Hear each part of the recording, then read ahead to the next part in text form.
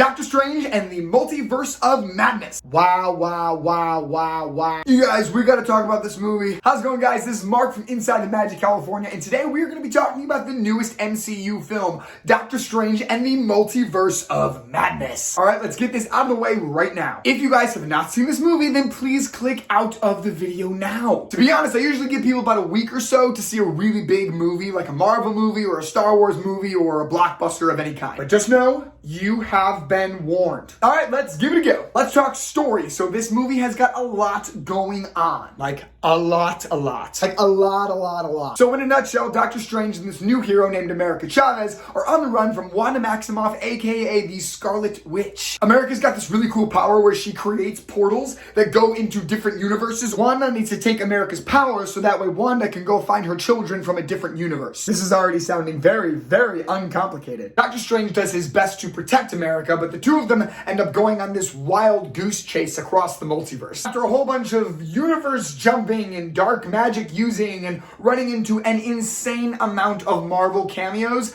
Wanda is defeated by her own hand, and the universe is safe once again. At least, for now. This movie was so fast-paced, I was on the edge of my seat the entire time. It does a really great job of showing you what's happening as opposed to telling you with long exposition scenes. Another thing I really liked about this movie was that it really felt like Marvel and Disney gave Sam Raimi, the director, full reins on this project. Sam Raimi's got a lot of experience doing horror films, so you can really see that he was stretching out that PG-13 rating to the max. Also, just watching the end fight sequence with Zombie Strange is going to live rent-free in my head because that was fantastic. That was pretty cool. The character development in this film is absolutely top tier. It is no surprise to anyone that Wanda Maximoff completely steals the show in this movie. Once again, Elizabeth Olsen knocking it out of the park as the Scarlet Witch. She did such an amazing job in her Disney Plus series, WandaVision, but in this movie, I just feel like her character really came full circle. I'm also really happy that she became the villain in this movie. I was a little bit worried that that wasn't gonna happen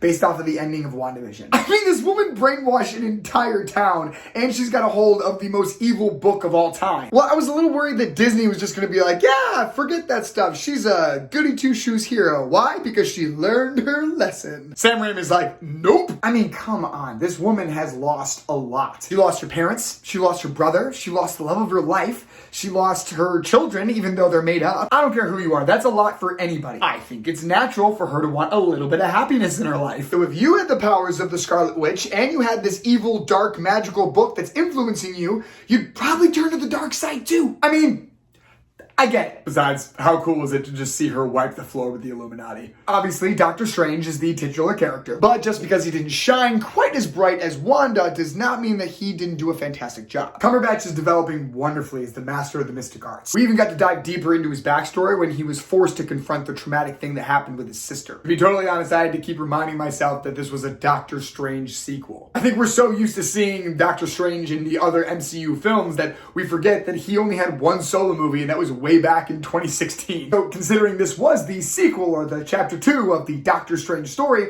I think it was really well done. Made me excited to see more Doctor Strange in the future. Speaking of excited for more, let's talk about the newest addition to the MCU, America Chavez. Talk about a crazy, powerful hero. She was definitely more of a side character. You know, she was the reason why Strange and Wanda were at odds with each other in the first place. The more we got to know her backstory, the more compelling she got as a character. I think she's going to be a fantastic addition to the MCU, and I cannot wait to see what she does next. All right, okay, let's talk about the cameos. The cameos were insane. I was actually having conversations with people that were saying that there weren't enough cameos in this film. I think that might be a perfect example of how we might be a little too spoiled with the MCU cameos now. Because I definitely remember like way back in phase 1 where we had to wait like 3 standalone films just for like one other hero to show up. So in this movie, it consisted of Doctor Strange, Wanda, America, Wong, the Illuminati characters, which consisted of Captain Carter, Maria Rambeau's Captain Marvel, Black Bolt, Professor Charles Xavier, and John Krasinski as Reed Richards, aka Mr. Fantastic. But that's seriously not enough for you guys? Not to mention the cameo in the post-credit scene. I've been hearing a lot of people getting upset about the fact that the Illuminati died so quickly and that we're never going to see these characters ever again. Although I can agree that they entered the movie very quickly and they left the movie pretty quickly as well. But I think that the reason that they were in the movie in the first place was to show the general audience that these characters can exist in the MCU. Because if you remember, those characters do not exist in our universe, so they might exist in our universe at a later time. I think that made sense. This multiverse stuff has got my brain melting. The point is, don't worry, I think that they're gonna be back.